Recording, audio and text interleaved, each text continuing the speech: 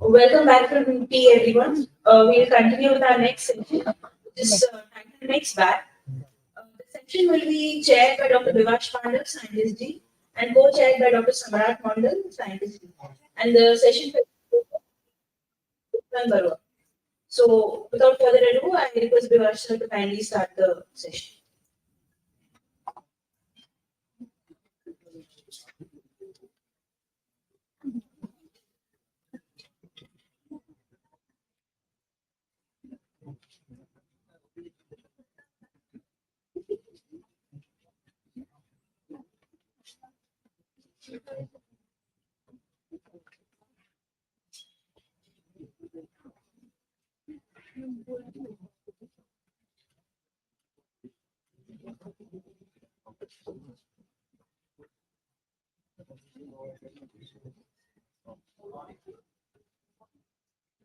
Good morning. I think the tea is very good. We got biscuits in the inside room. I don't think we got biscuits. So then tea and biscuit both are very good. So people are still enjoying it. We have three presentations in this session.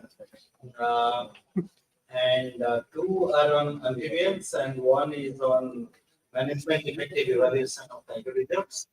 So we would request the speakers to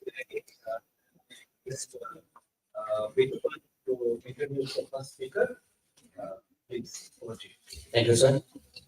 So, first speaker of this session is Krishnendu.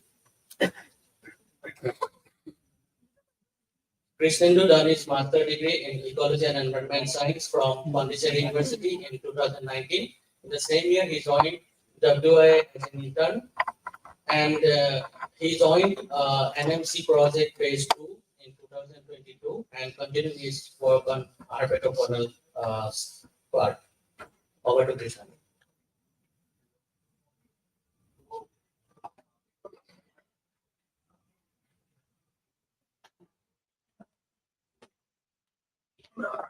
So before starting with my presentation, I want to say something about Himalayas. Himalayas are known as one of the biodiversity hotspots and renowned for its diverse ecosystem, species richness, endemism, and it is also rightly known as the water tower since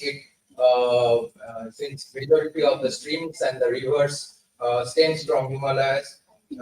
So Himalayan streams are dynamic in nature and it sustains a lot of all the human communities by supplying water. And it contains a lot of indicator species like amphibians. So amphibians are one of the great indicators of fish habitat since they are ectotherm. Their body temperature is governed by the external environment. They have habitat speciality, and they are different right side of the picture in the Himalayan streams. So in recent years, the Himalayan streams have garnered substantial attention due to the habitat, due to the constant threat they are receiving due to habitat modification, degradation, pollution, and most importantly, climate change. So, among all the amphibians in the denizens of the streams, members of genus Ammolos, which is the cascade frog, are have adapted to the unique changes of past their morphological presentations. They have long toe pads to stick onto the slippery rock surface in the fast flowing cascade region of the streams, and thus they are highly habitat specific and reliant on stable thermal conditions.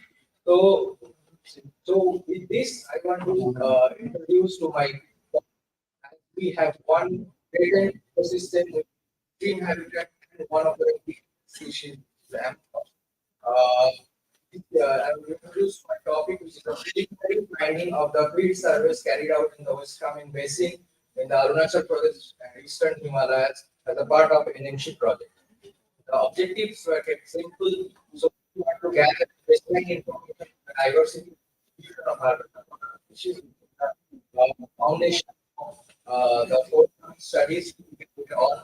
Then we want to know the trend in variation on stream amphibians that region along the Mediterranean and we also want to the effects of chemical variants on the body temperature of this stream breeding stream. So we extend our study basin to the bisecting the area and divided into different valleys and diverse. So we don't have it.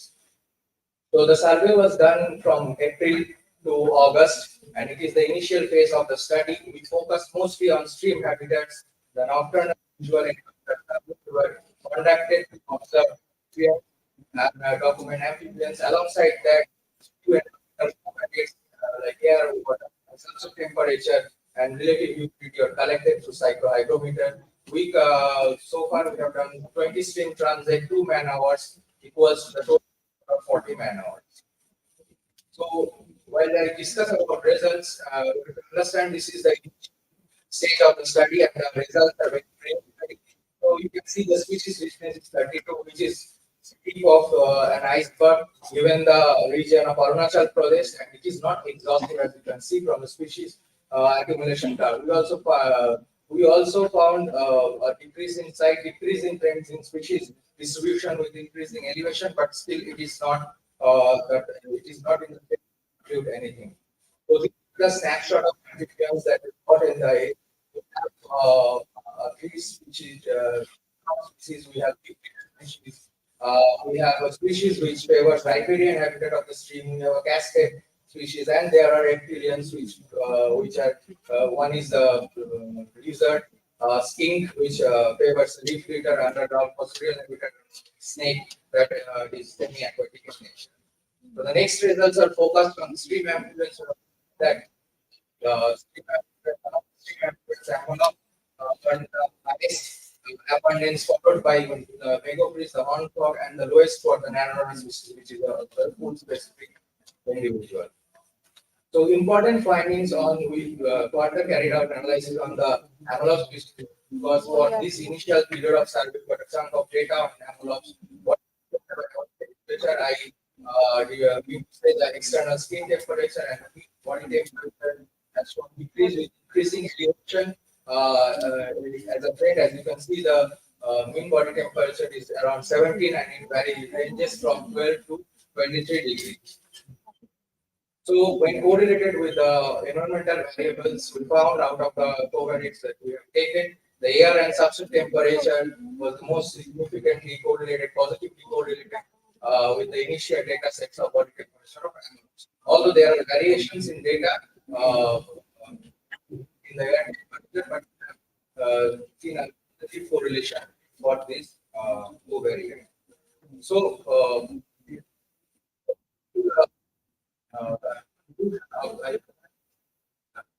from finding this type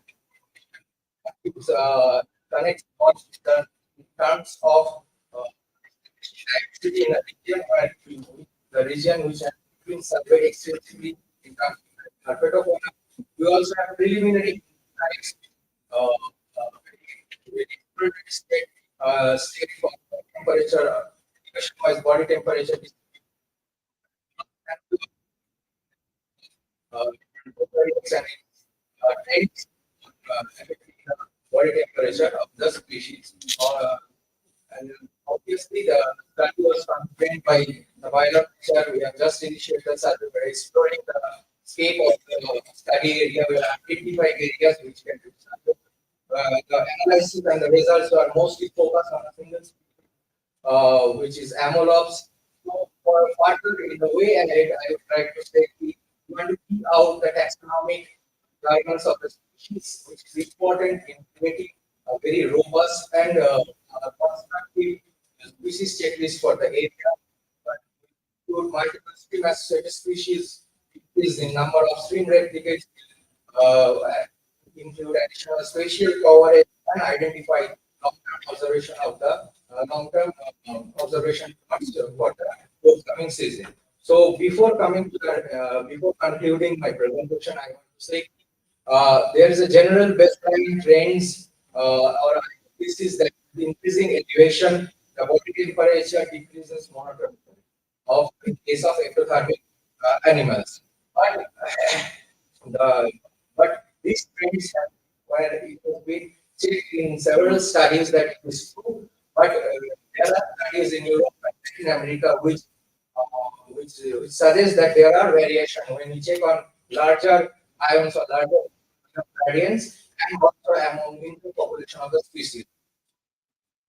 That will also be the focus in the next phase of the next of our aspects in the forthcoming year. With this, I want to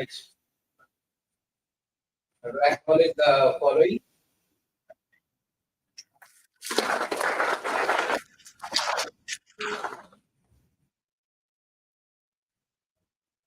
Thank you.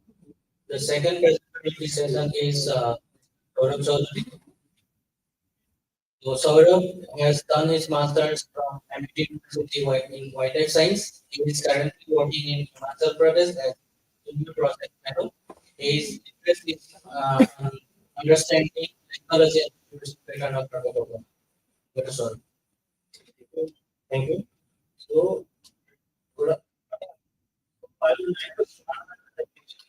So, only my big idea about it. I will want to go to Anura. So, what are influence? Influence and other classes but main with Anura. How they are distributed. They are a wide group. They are distributed from lowest education to from the highest education.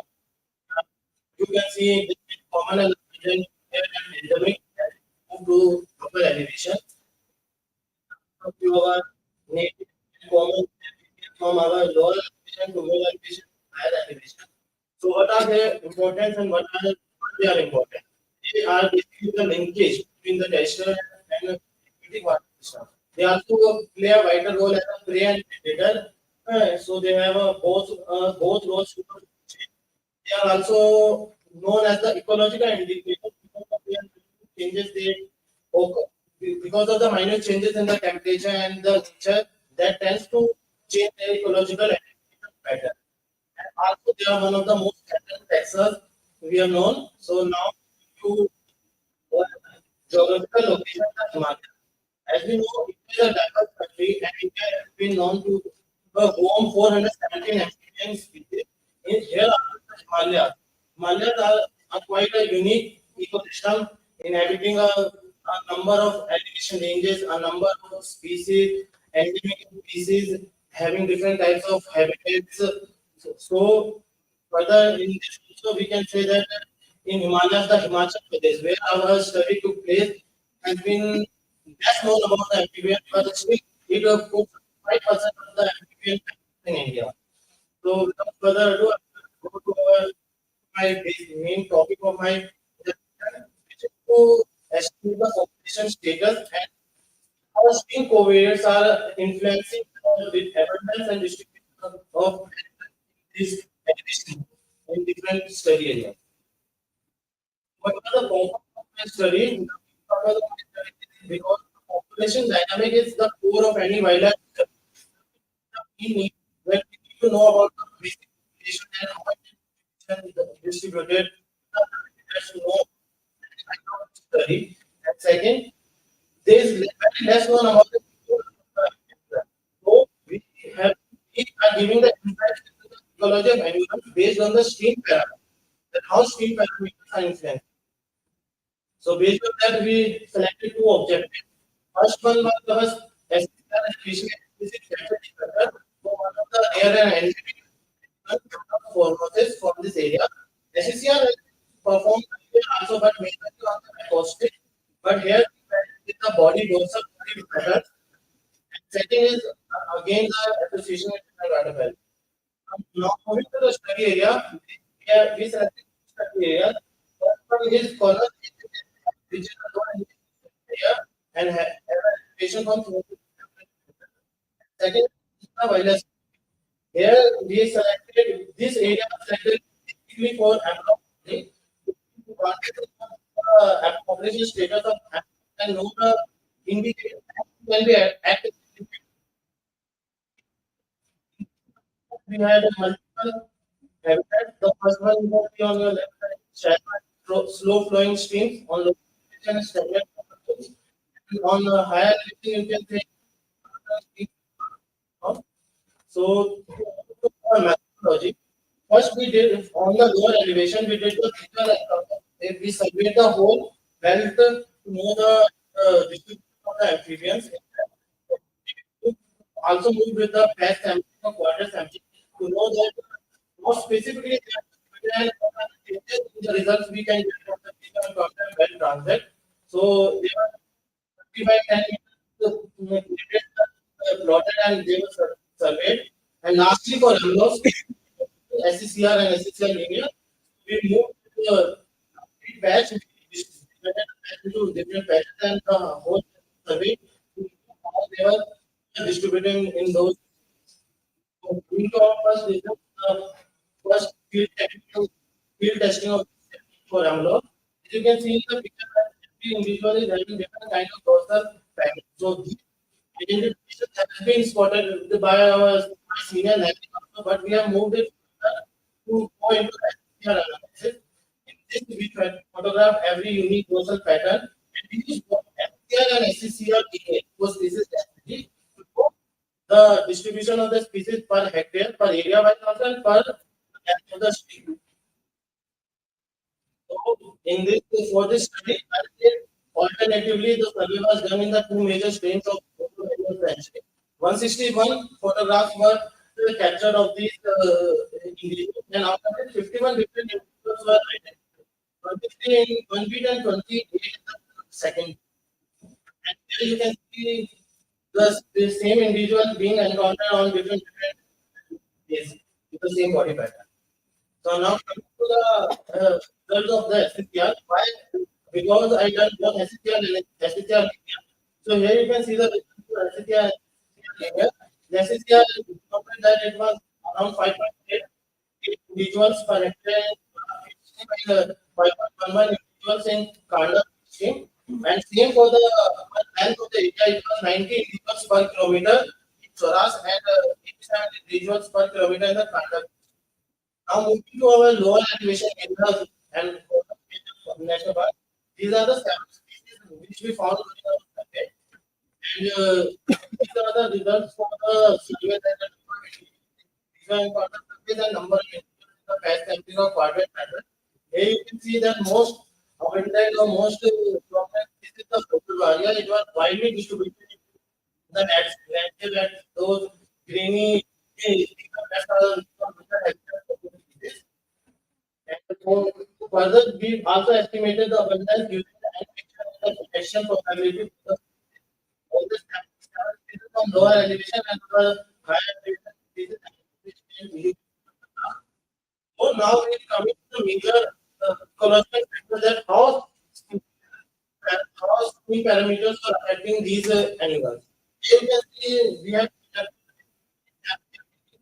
stream parameters, activity, ORP, salinity, pH, temperature, flow.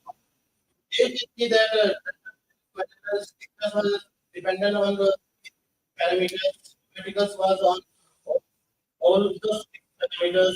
Reflectors was on five parameters. Pressure value on four. Vertical on four. Microphone on four. Square and amount. But here you can see that every speed, both level species and elevation were a negative. Statistically, it is influenced by the salinity of the water. Salinity was a negative impact on all the animals or elevation.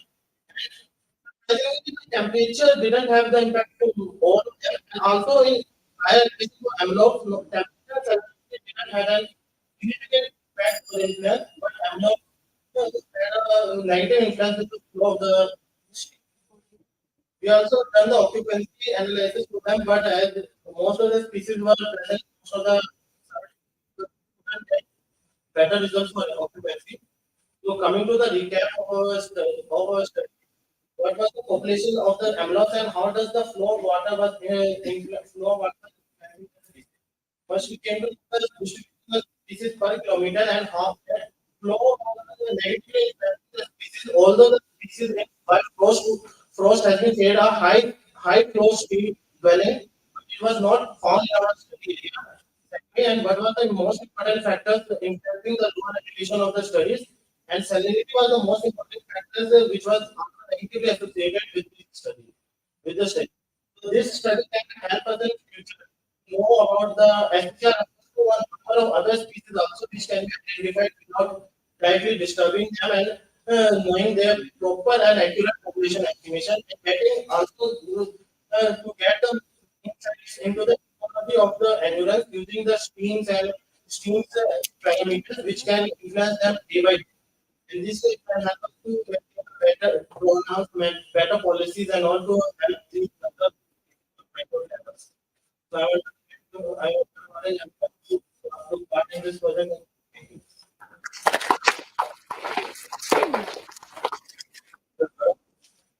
The third presenter of this session is Ananya Das. Ananya has done her master's in environment management from Delhi. Currently, she is working as a project associate in the project management effectiveness evaluation.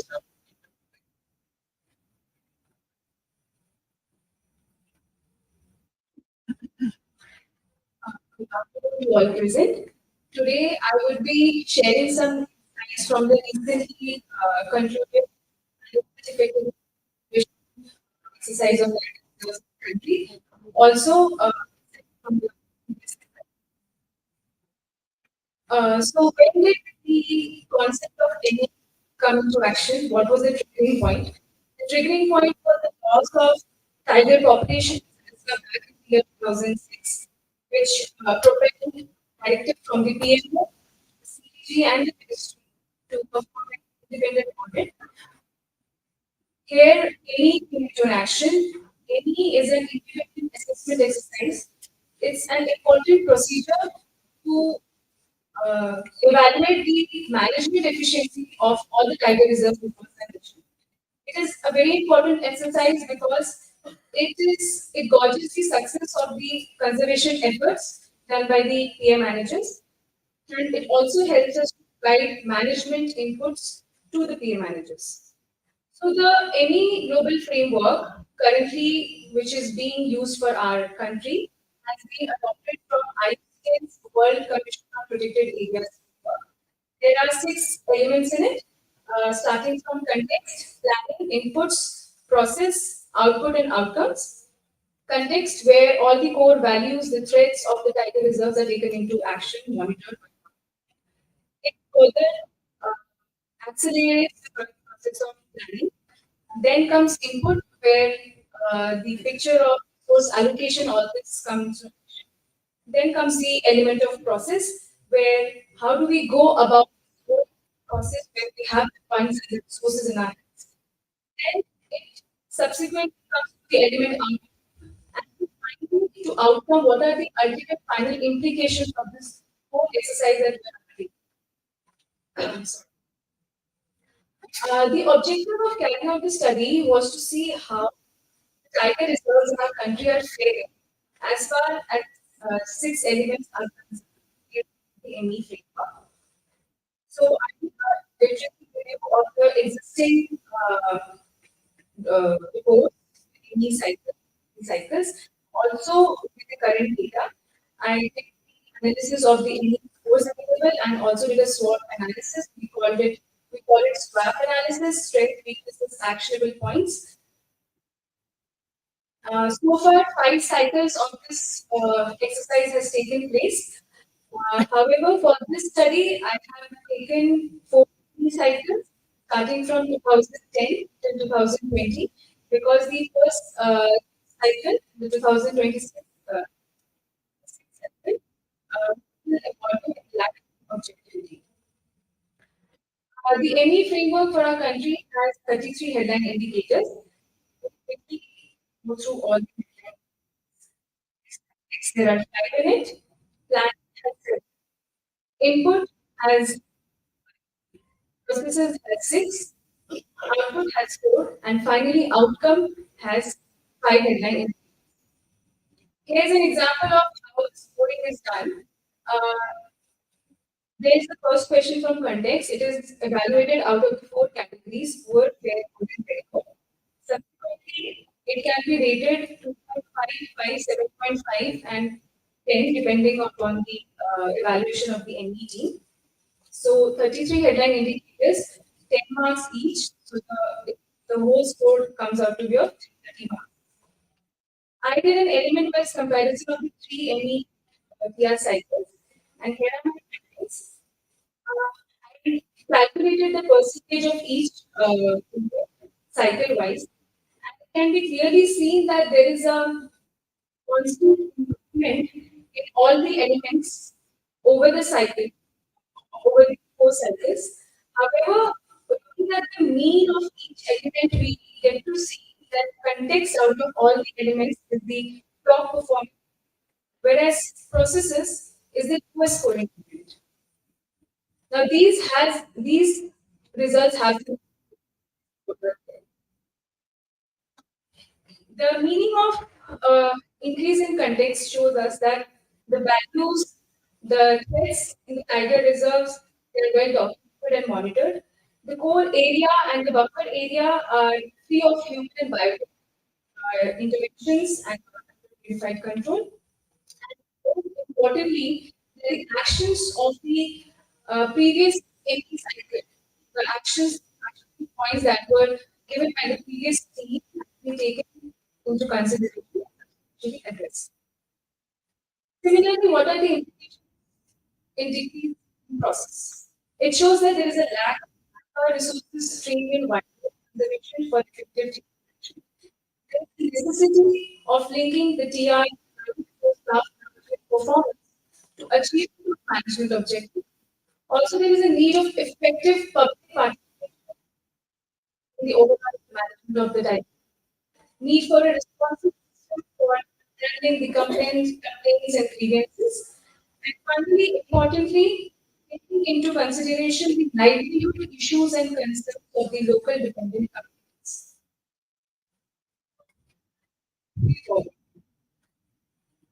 Shows that decline in process is a very great matter of grave concern. In the long run, it will hamper the subsequent elements. Therefore, attention must be given to this particular element, and thereby it will aid in the efficient management of the tiger reserve. Tiger reserves play a very significant role in carbon sequestration, and therefore a separate climate change plan heading could be included in the TCPs. Any of Titan's shows that they are a perfect example of effectively managed landscapes, and the best scoring tiger reserves, especially the ones that have been included in the excellent category this year, may be considered for IUCN's green listing. And India should take a lead to extend this management tool that is NEA to other Asian countries for effective management of their protected areas or tiger reserves. It has also been proven that any exercise of tiger reserves are in complete consonance with Target 3 of the Kunming Montreal Global Biodiversity Framework, colloquially known as the 3030 framework. And is effectively conserve, managed through ecologically represented and equitable government system. Finally, the tiger reserves are a very important natural heritage and must be given to documenting their natural heritage both in the TCP and in any existence. That's all. Thank you so much. Thank you, Anu. This session is open for discussion. I invite all panelists to the stage and hand over.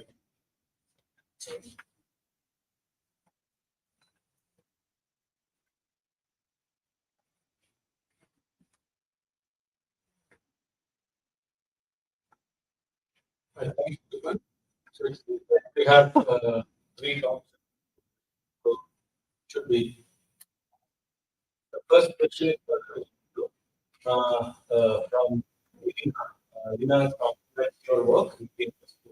The question is given the spatial distance between your sites of different values, what is your comment on using of all species uh, uh, and as a single entity? Thank you for the questions. So I did not include all the temperature for the, I mean, all body temperature of amphibians, analyze the distribution of body temperature with increasing elevation and all the things. We only got a chunk of data from mammalops, which is a focus, which was the focus of the study, and I did analyze it on that. While I also checked for the effects of covariates on the distribution of with the elevation gradients, but for this period of study, I did not find any relevance to that. That's because of the sample size and all these things and replicates. So I collated all the data of the amphibians and then I checked for the environmental covariates of all the amphibians just to see as an exploratory analysis that how the covariates, body temperature, and all these factors are affecting or not affecting, which will be more replicated and more refined with a proper set of methodologies in the upcoming season with more replicates and with the number of data, with the increasing amount of robust data sets, this pattern may or may not stay. So I hope that.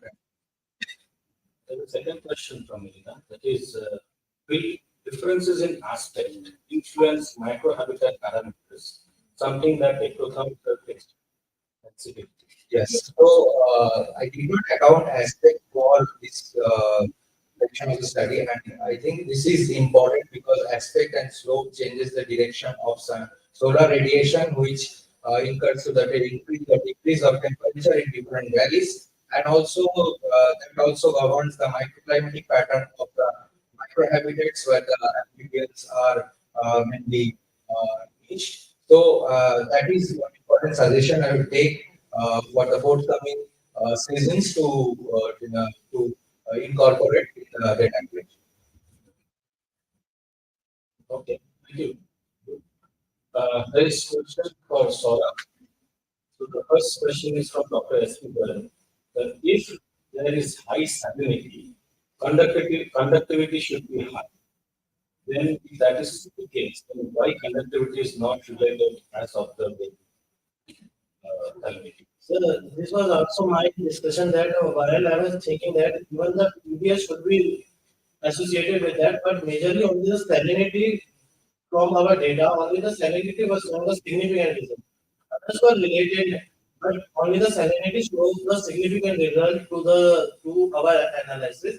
Uh, I don't know. I from the data we got it was not directly related to conductivity. Even that was the question which I wanted to answer but couldn't get the proper answer out. It should be related, but it was not statistically significant. The second question is from Nurati. She congratulated and the question is any hypothesis as to why flow of water is negatively related to unlock? despite it being a stream dwelling? Sir, the only hypothesis I could, because earlier this amulets has been associated with high flowing stream, but there has not been a proper ecological study. But I found one that it was related somehow to the high flowing stream, but as soon as the stream flow increased 1.7 meter per second and reached 1.9 meter per second, 2.1 meter per second, the species just vanished from our survey site. So it might be because of the more it was also a rainy season, so maybe more sediments and more water turbidity was increased. So those factors might also be implementing the amount. So we couldn't gather the data at Okay. Thank you, Saurav. Now we have got a few questions for Anand. The first question is from Rohit. Any relationship between wildlife or ecological integrity, surrogate maybe density, with any score? Any insights on how structural issues with regard to management we tackle that tiger reserve state at or center level? Sorry, I didn't understand the question. Can you say repeat it? Okay. Any relationship between wildlife or ecological integrity with any score?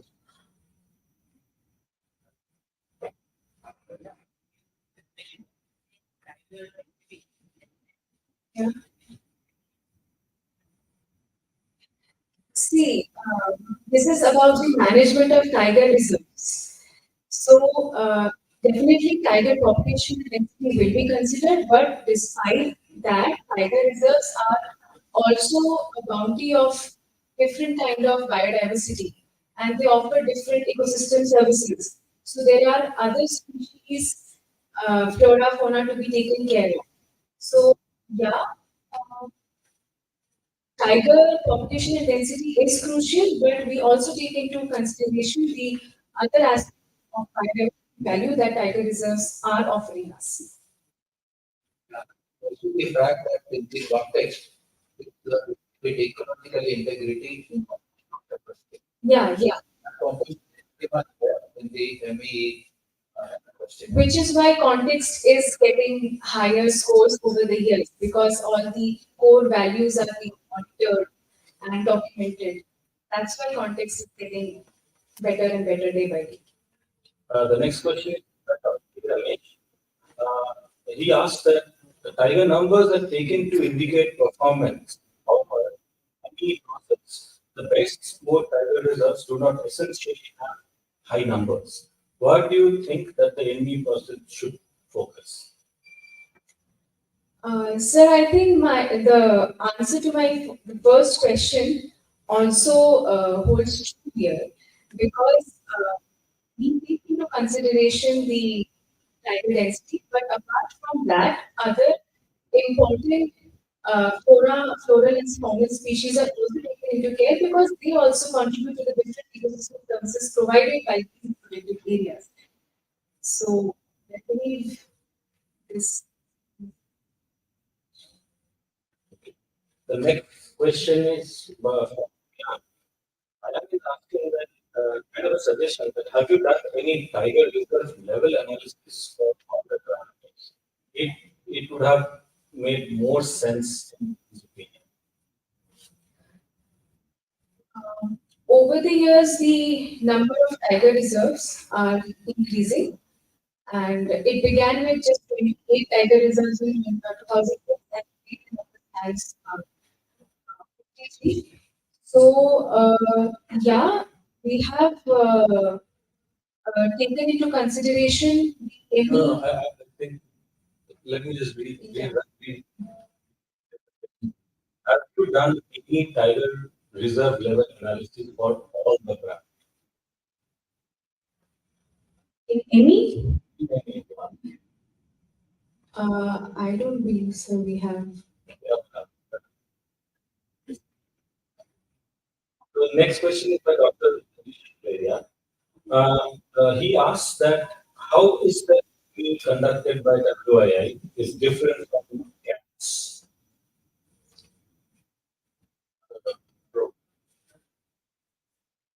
And how many days MEE are conduct how many days ME team are conducted field assessment for ME in tiger reserves? So each team is taking a maximum of 3 to 4 days. And the tiger is having categorized clustered wise. So based on that, each team gets 4 to 5 tigers. And each is about 4 to 5. And the first question: how is ME conducted by WI is different from cats? So they have limited.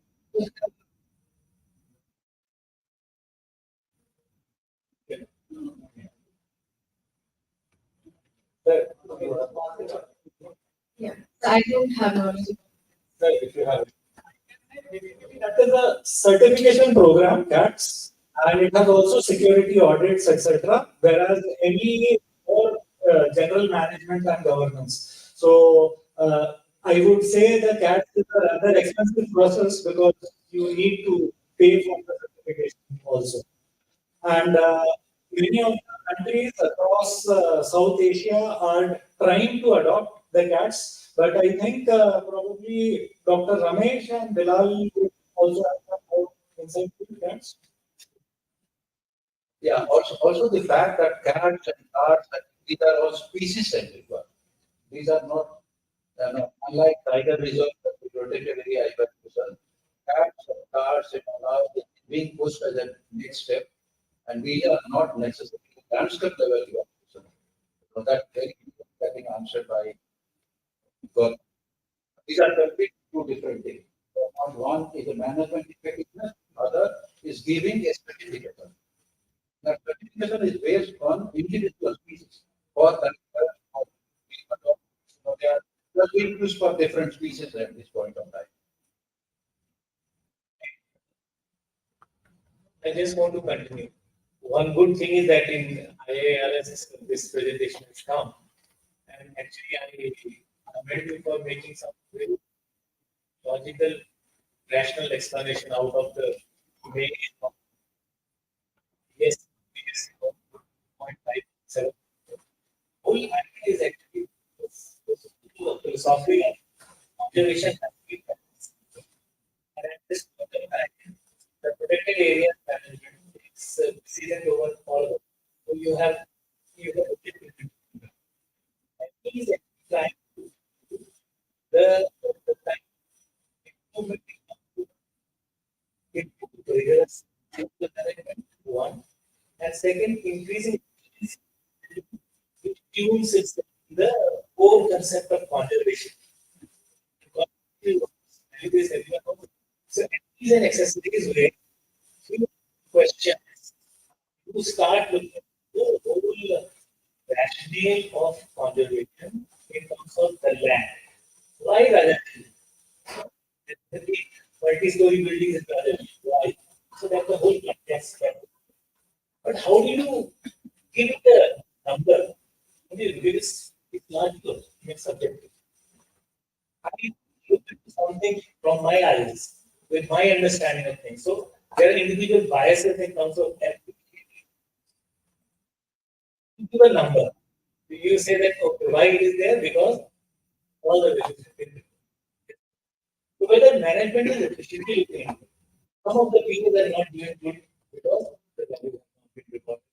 And it is not only, I think, there was a question that Tiger number does not directly relate to the efficiency of the management. Efficiency of management, as she discussed it and said it very clearly, it is the multiplicity of values and services that the Tiger is. But Tiger becomes the kind of a, signature.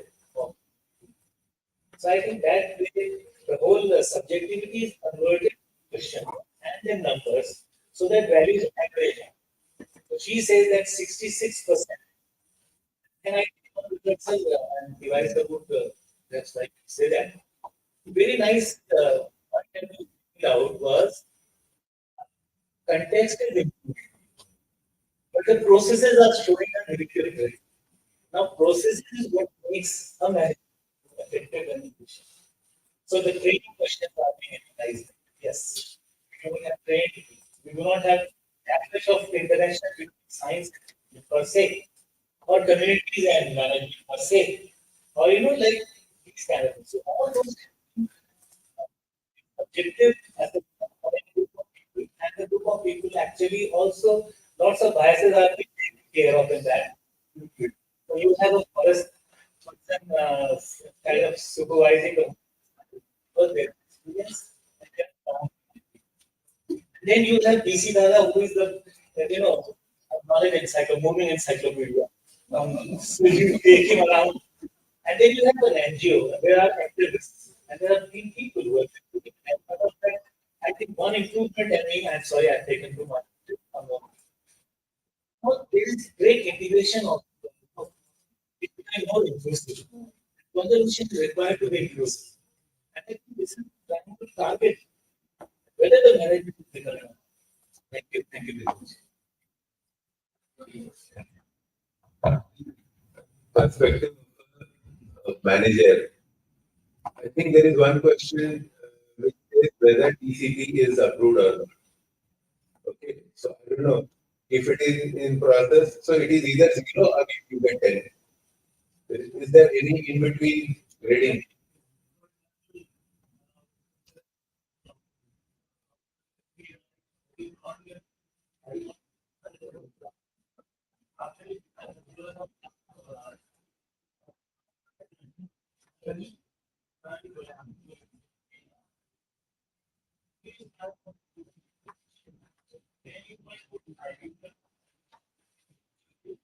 And if it is pending with NTCA for 2 years, manager is not to be blamed. But he has submitted. So this is one point. And the other one, now she talked about MOU. Tripartite MOU between central government, state government, and so whether you are analyzing who is following how much of the agreement, like if NTCA doesn't give you money, releases money on 31st March, then who is responsible? And then by those factors, everybody has to follow the commitment they have given, the state government, the central government. So whether that should also be taken into account, I think.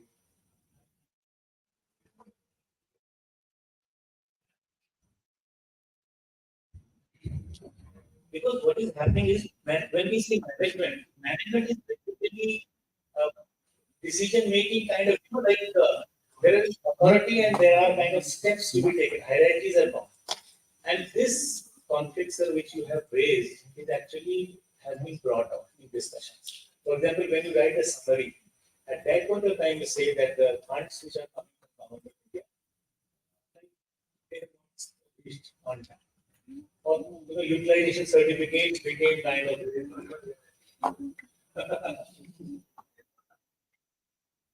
I do not know whether, but I mean, you are the boss.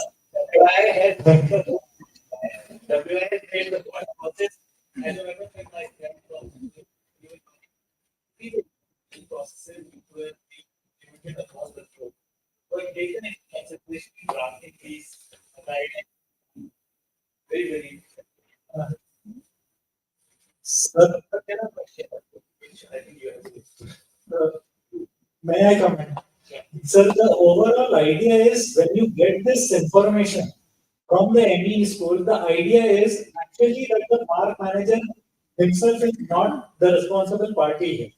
Every person is involved, and this needs to be translated even to the chief wildlife warden and also to the ministry at ADG wildlife level, so that they can take the next steps. You rightly pointed out it is not the field director's prerogative at all time. There are things which are beyond his control. And that is what we call externalities which need to be sorted out. The idea is not to fix the responsibility here, but how to improve the process. Okay, so do you have anything to say? I think the two presentations from the amphibians on the field streams was quite a learning process for me. But the common question that came to me for both of you is on what criteria and why envelopes? Both of you. Sir, when we select a habitat to survey, we also target some species which can be act as an indicator of that habitat or representative of the habitat. Now, in my study, the focus was the Himalayan stream, which is under the threat of the present and future climate change is predicted. So Apollops is one of the habitat-specific obligate stream frogs. So it cannot go out of stream. Its tadpoles are very specialized, which has a sucker. It holds on to the underneath of the rock. So you can see that there is very limited space for them. If anything other than their specified thermal stabilized niche happens and it goes haywire. So for that reason, to quickly understand what is happening with the species and also to analyze that what are the things to do in the next session. I mean, these envelopes, it's a good indicator of the stream health. Species as well, but it is Or I just wanted to find out whether you have followed some criteria to choose the envelopes. That anyway, you can answer both of you. Anina, I think it's probably one conclusive assessment of all the ME exercises that have been done. I was associated with the ME not for the tiger reserve, but for one of the other India, 6 different states. This is probably sixth or seventh I've been involved. It's interesting. Rightly, the process, the context is the first one. So when you have 6 different heads, always the first one gets the most attention. It also the first one will clarify the values and all that system. Everyone understands that. Process is something which often gets a little less attention. And that is why process tends to be lower. But in your case, if you have pointed out, in the process, the livelihood aspect, the tiger reserves, probably was the least good. And it is rightfully so. Because in the tiger reserve, the core and buffer often do not have human habitats. Protected area, the buffer has human habitats, and therefore most protected area move into eco development program or other such activities which actually capture the livelihood. In protected in tiger reserve, core, there should be no tourism. So it actually takes out one line options altogether. And even buffer, also that opportunities are not. So in the tiger reserves, livelihood is a concept which often will be looked upon at a less seriousness than in other protected areas. Evaluating tiger, other than tiger reserves like national park and sanctuaries, national park also the same problem. You don't have the livelihood opportunities. In sanctuaries, yes, that opportunities are there. So I think in the process, that concept the point you raised, livelihood is actually scoring the lower. And I actually understand why livelihood is not looked at. ME in all future, we will continue to do that. In all future cycles, needs to look at the recommendations given by the earlier evaluation. This is something what we do when we go for an evaluation, we actually ask them, this was the recommendation given by the earlier evaluation in what has been done. But it is interesting, many of the protected areas, they see that type of recommendation for the first time. So this is a lacuna which needs to be pointed out at the government level and also from our side to the future thing. Okay. And one thing which probably comes out to the core, we have 53, maybe to tiger is soon.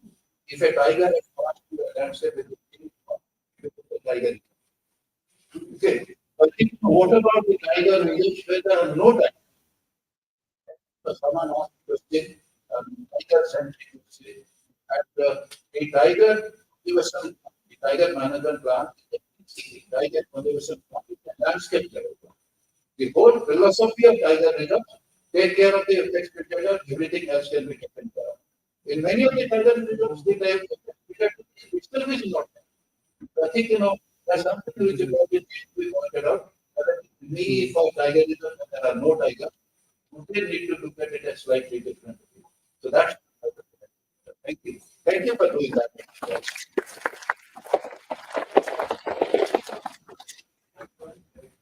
There is tourism in core area. 20% of the core is allowed for tourism. And of course, buffer there are villages. So that is just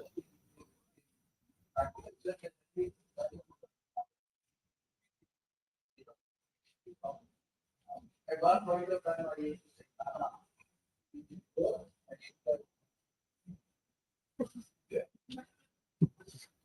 Okay, thank you, sir.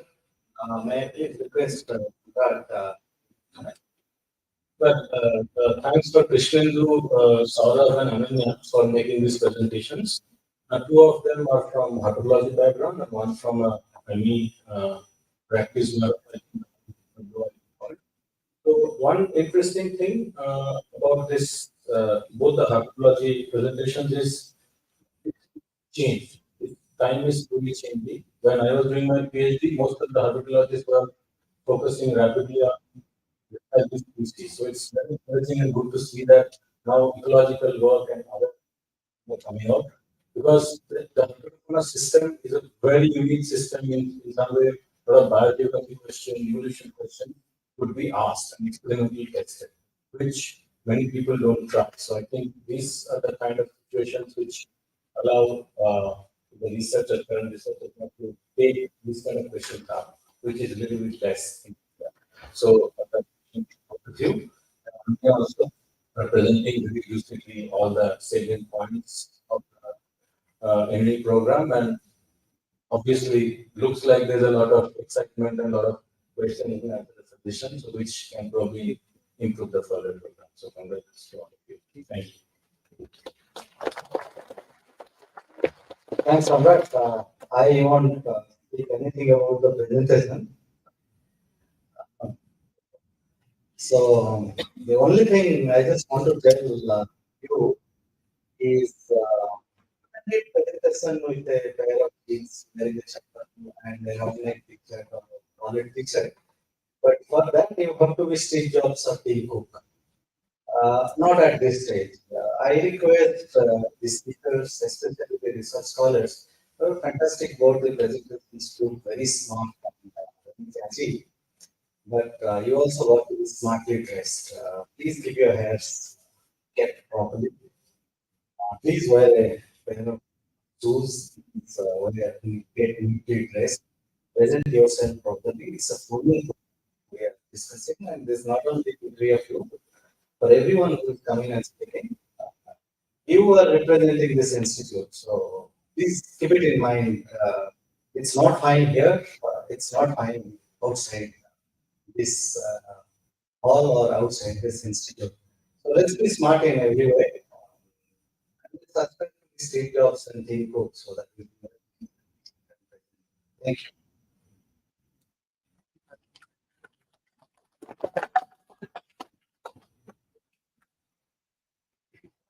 We'll quickly move on to the next session, which is on climate change.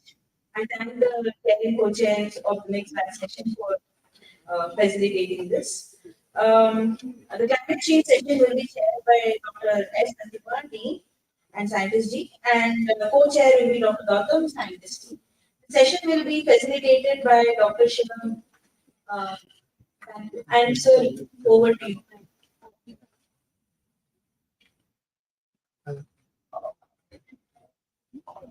Okay.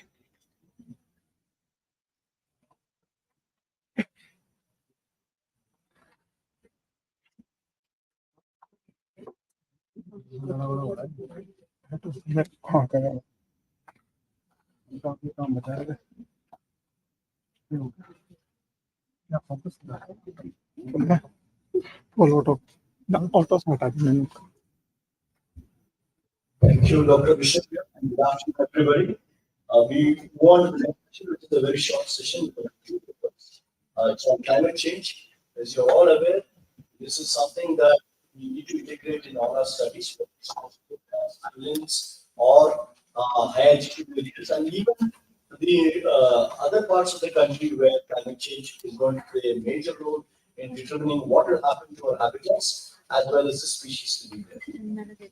My co-chair is Dr. Gautam, and Shivam will be moderating the session.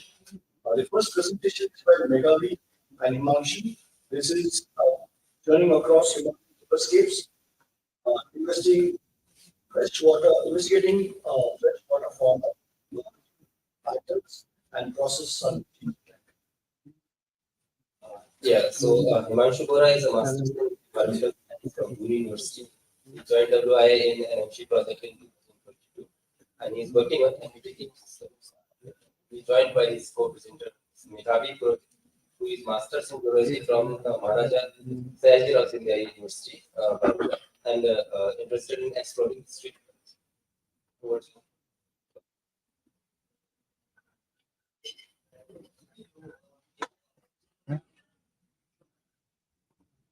Sorry. Thank you for the introduction.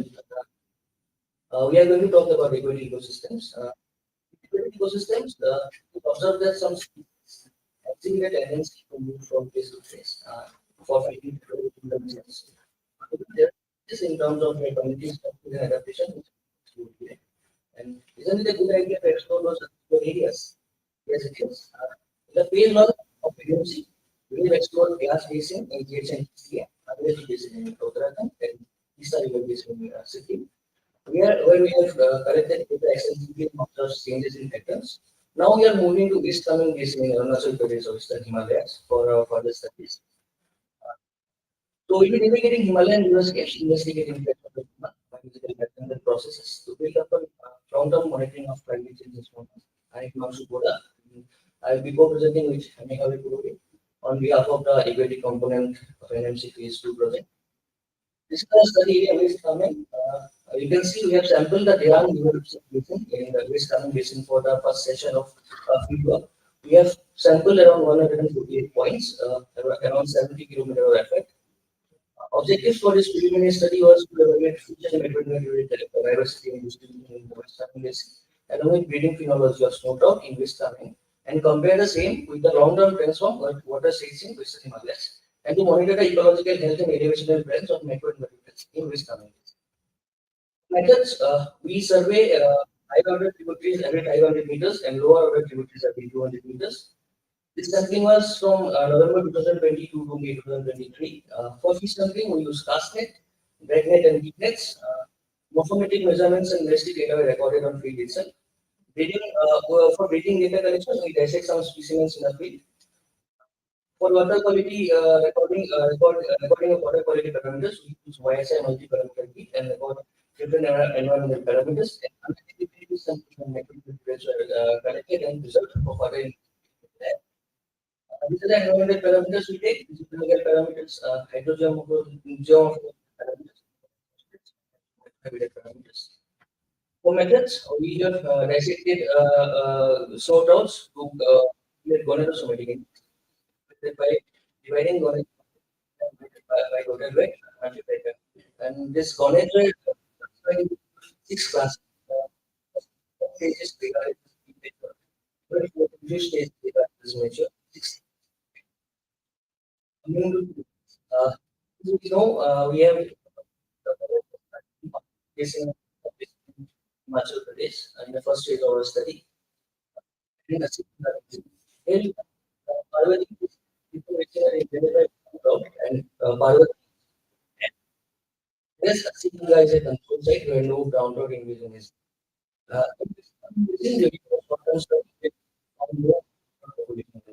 And is on so the GSI of snow trout is being compared across basins. You can see in Kirtan, snow trout is peaking throughout the year because of because of the propagation pressure facing from brown trout for angling and tourism purposes. Propagation pressure from brown trout is forcing snow trout in investing more energy in technology to cope up with the brown trout pressure and to expand their progeny. Whereas in Parvati, there is dam, but there is no propagation pressure from brown trout. Hence, there is no stocking of brown trout in Parvati. As in Kirtan, there is stocking pressure of brown trout every 3 to 4 months for handling and breeding purposes. In Parvati, you can see there is breeding during the month of November and December, and during the month from May to July. But no doubt here is investing more of their energy in finding more favorable conditions rather than competing with downtowns. As I have said, Asiganga is a controlled site. In Asiganga, you can see natural breeding phenology was studied across Himalayan rivers by an Australian king, which is the natural breeding phenology is breeding during the months of November to February and during the months of August and monsoons. In which time, during this preliminary study, we have found out that the snow trout is breeding, starts breeding from November to February and is from the month of March and month of March. So the breeding rate is similar with the breeding phenology is for snow trout. As we have studied for 6 months only in the West Tamil Basin, we will be collecting data in the coming sessions of field. And we will be also collecting data on other species to make this data robust data and look for further ecological trends. Along with this, we have found 8 species of species, such as Neurobusiness, species, and species, which are yet to be identified. Uh, uh, uh, Till now, we are talking about how have you aware that it's been underwater under stones and pebbles, which are microinvertebrates. We will be talking. So aquatic macroinvertebrates are those with that backbone and can easily be seen without using the microscope. These macroinvertebrates are represented by the 12 orders of the aquatic insects, which includes their larval and nymphal stages. Macroinvertebrates are further divided into the functional eating groups, which are predators, predators, collectors, and feeder people. And these provide very importantly for the nutrient cycling of the we collect is macroinvertebrates in the West Carmel River basin of the Andhra Pradesh, where we kept the special coverage similar of what we did for the fish sampling. As Himanshu mentioned, that we use plastic for the fish sampling, but for macroinvertebrates, it is not going to work because they are so tiny. So instead of casting, we use hand picking method and deep netting method to collect them. These macroinvertebrates, after they collected, they were also identified and family level. As we know, different orders they respond different to the different environment. So since they are there, limited mood, they cannot see the function. And with this, they are further divided into the groups. And we can also conduct the EPT. This the representation of a one side where we conducted EPT for all the sides, which gives us a result of 88.7% and as we know, this tiny number is not just indicative of one, but the distribution pattern can unveil many answers to their community pattern change. So let's focus more into the family control. So along the elevation gradient, we have got 48 families so far, in which we got the trend where basically hydrocytic and hydrocyclic will present all across the elevation. Whereas Perlodidate, Perlite, and Tapotamidate, along with the Technotex, we were found more at a higher altitude. Also, 1700 to the 1900 was the altitude where we found the highest number of individual presents from the family represented here. So now you must much about the distribution pattern around the elevation. That is because the family composition of the macroinvertebrate gives us the idea of the community pattern term of the altitude, which highlights the which necessary importance. In phase one, and as it was in the Western Himalaya, what we got in the Western Himalaya at a higher latitude, the ecotone band was found much at a lower altitude where we compared the data with the Nepal Himalaya, where the ecotone band was found at a higher altitude as we move toward the lower latitude. So with the idea, we thought of expanding our study towards the eastern Himalaya, and now we are further going to investigate the macrobiological pattern, which includes the morphological variations. We are going to on for the economic variations across the latitudes and altitude. We studied in the West Charming, and after that we also explored Western Himalaya with the aim of thermal habitat profile. We deployed aquatic data logs in the western Himalayan sea at 5 kilometers apart, considering the confluence.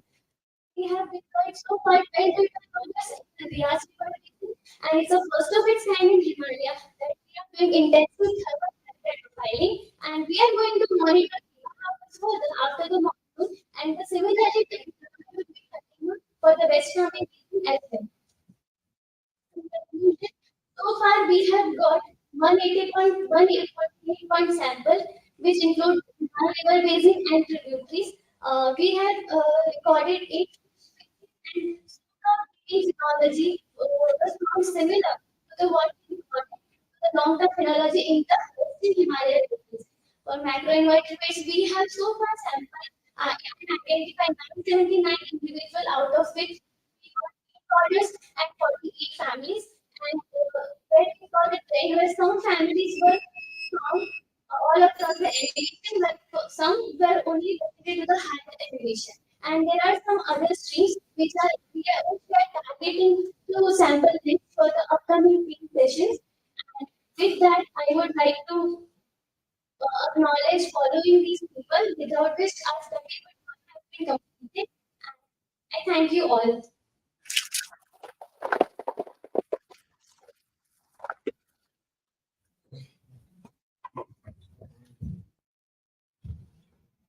Thank you, Meghavi and Himanshu. The next presentation will be with Prasad.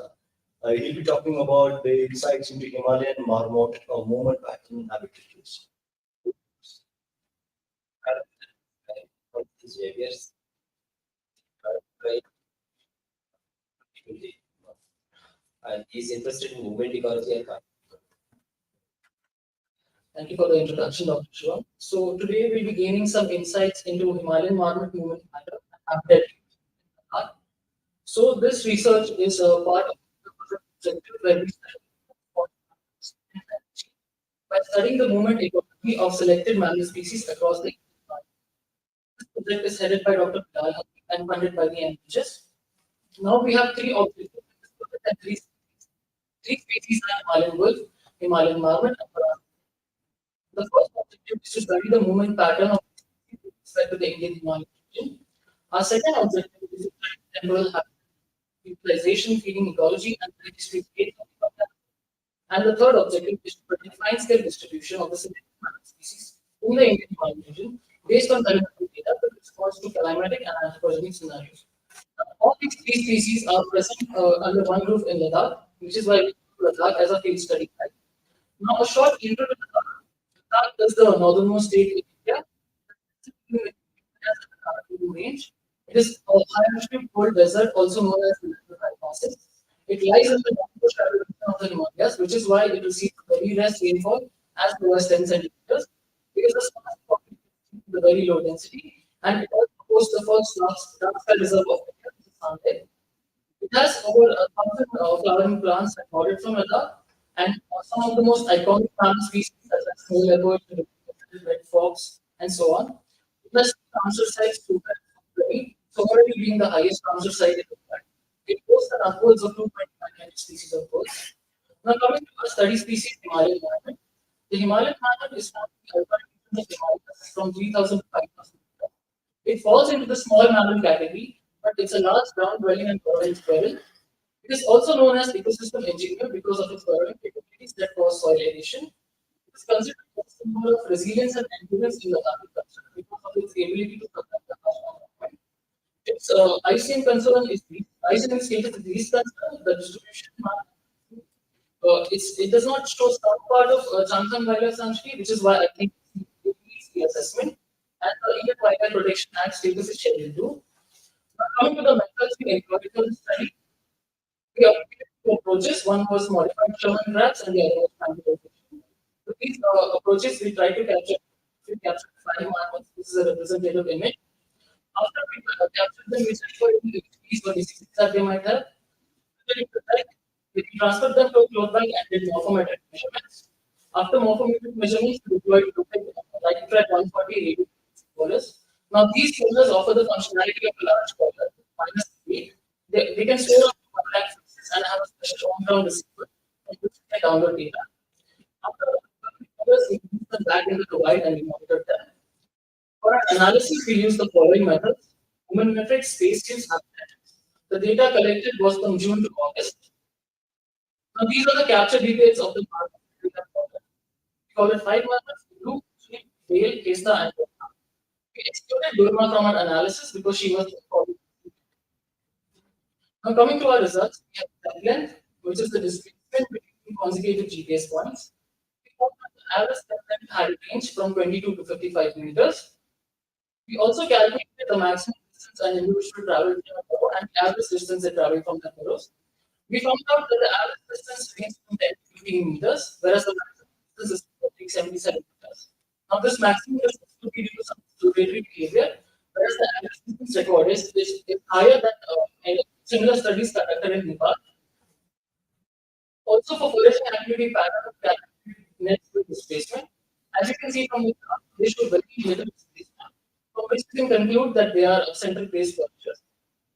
And to go this more concretely, we have visualization of the tracks. This is ego and Kesta. As you can see, most of the activity is concentrated around the center. In this case, that is where the burrows are.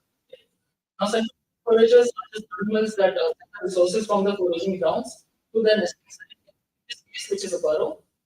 Now, here's a small video of a Himalayan market foraging.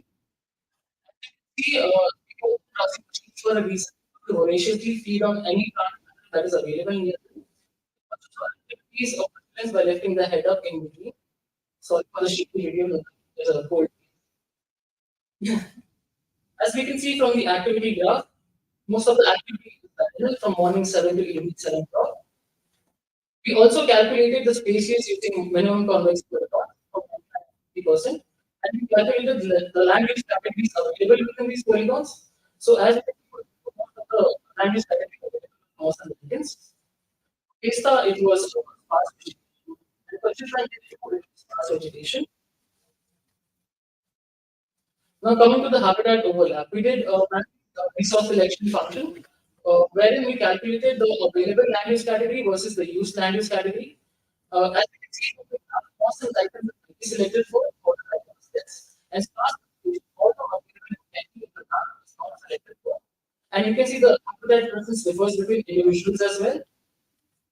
To summarize, we have short step lengths, small home ranges, they travel an average of 10 to 15 meters, habitat preference individuals, and they show diagonal activity patterns at all. What can we improve on this study? Now, this is the first study to follow Himalayan markers in the world. So, whatever data serve as a baseline for further ecological analysis of these species. So, not only are these species short-living as we can see from the results, they are seasonally active, which means they have only 6 months for resources, and they hibernate during winter process.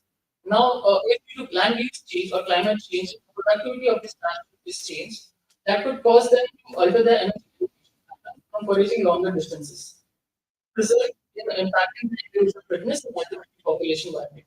Which is why it is important to understand the foraging constraints and habitat land conservation and management policy.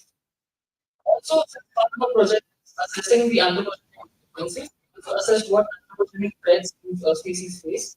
So we look at that human development, such as the production of soils, as well as tourist activities, such as feeding Himalayan mammals, gardening their burrows, and coming. So we'll try to quantify this as we go forward in this project. For the way forward, we have 5 Himalayan mammals, which will be collared again. And this we'll try to keep the collar active during hibernation. So that will provide us data if there is any movement during hibernation. And it will also give us the temperature within the burrow so that we can compare it to land surface temperature and see the difference. Also, we'll carry out species distribution model based on the telemetry data to determine current and future distribution features. Stat collection is already ongoing to determine the dietary preferences. Next step of this project, those will be colored in different regions of Ladakh and their movement and distribution characteristics will be all from the presentation today. I acknowledge the following people for their support. And thank you all.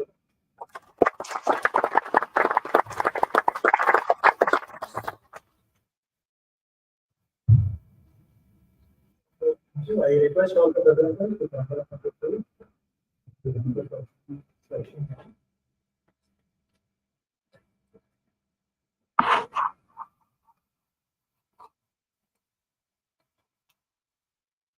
Is there a question? Please submit. One question.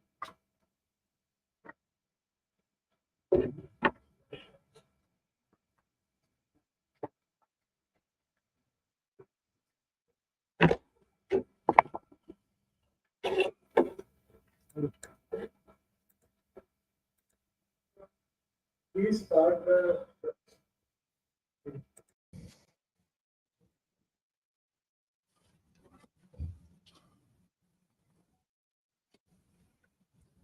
So the first question is for Himanshu. Do you think one site is enough? It's going to come. And the second question is gonad index enough? Why the index is not considered? The question is by Dhruv. There are four sites actually. Three sites were previously sampled, that is Asiganga, Parvati, and Kirtan, and now we are expanding our work to this site. So we will be sampling all four basins simultaneously. And not only contribution again, for this study, preliminary kind of study, we have sampled for 6 months. We will do relationships also and other parameters under that. Right? But contribution index is one of we have long-term data for the index. That's why we have so this one.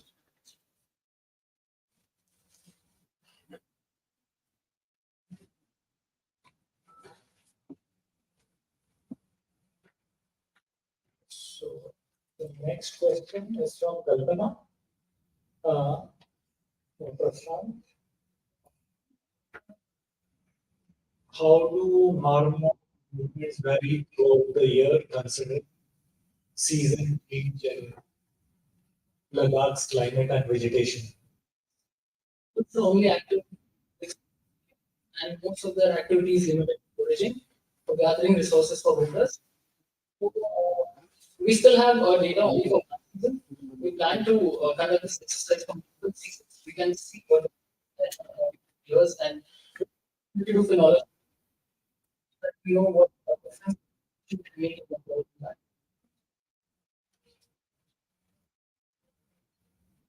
There are no further questions. I thank our chairs for their comments.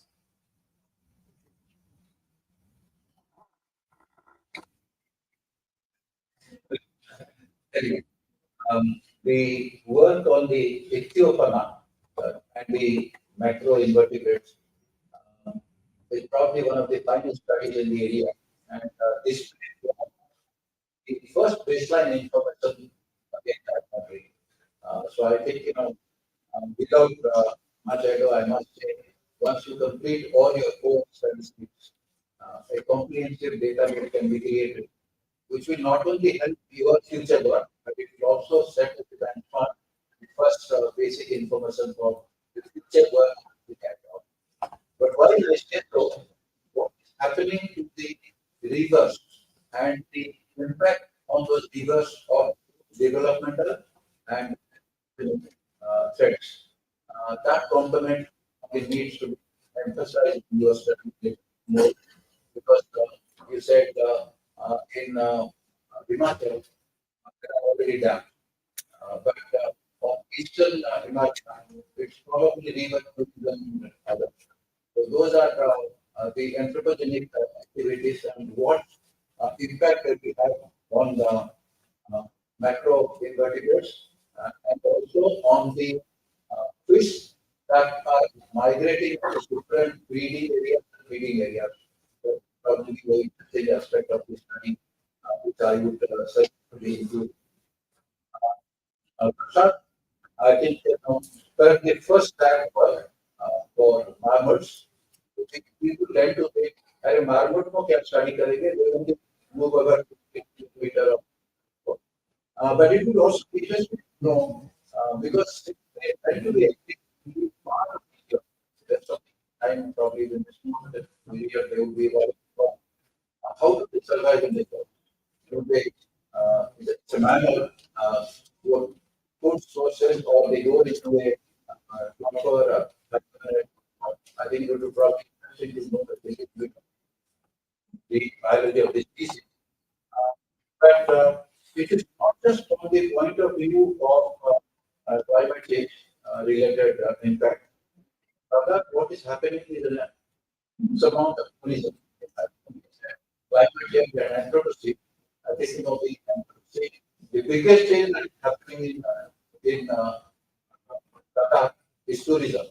If you are in Ladakh in July and August, you are probably in Delhi, uh, somewhere in Delhi. I think not many people you see.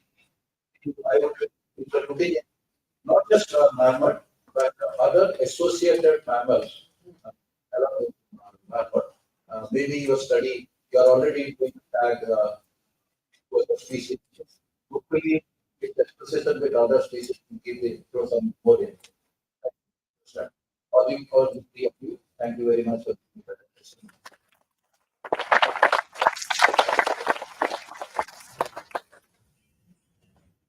Thank you, sirs. Uh, and, a quick comment from my side is excellent presentations. Both the presentations were really nice. Your photography are also quite excellent. You have worked in exotic places. I understand that you have just started your work and it's not been long, and therefore, next presentation I do expect some direct linkages to climate change. As opposed, I saw more of competition and pollution related aspects. So definitely work on that.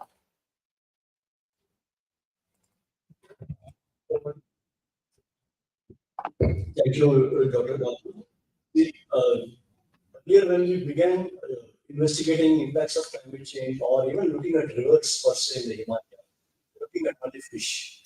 But now we are moved a little because macro impacts in the Himalayan rivers, often like any river or streams, is going to be an excellent indicator of how things are happening, whether it's through anthropogenic effects like dams on barriers or even looking at impacts of climate change. Some of them will be able to move, some may be able to adapt, some will just perish. So this aspect that we are going to throw a lot of useful information in not just one part of the Himalaya, but all the four river basins that we're looking at. So looking at fish, their response in presence of like introduced exotic as well as in control sites and the communities of natural and how they respond to climate change are going to bring excellent information that we can use for future monitoring. I compliment both Himanshu and Ravi for their excellent presentation. And coming to Prasad, marmots very curious animals for any onlooker, and you have taken up the responsibility of looking into the species and unraveling the mystery behind the species and the excellent work. I was just thinking as you made a presentation that why can't we put OTCs in the same area where we are working, so you are working so that we can kind of look into the importance of meadows, the marsh meadows that are in Ladakh, how accumulates for similar values like instead, and how that is impacting the meadow itself, how it would affect it. So interesting thing to look at. We'll see how we can uh, deploy OTC there also and look at things that are changing. So I would compliment Prasad and Avi and Makshu for the excellent presentation and thank my co-chair and Shivam. Thank all the audience for their patience. Thank you very much.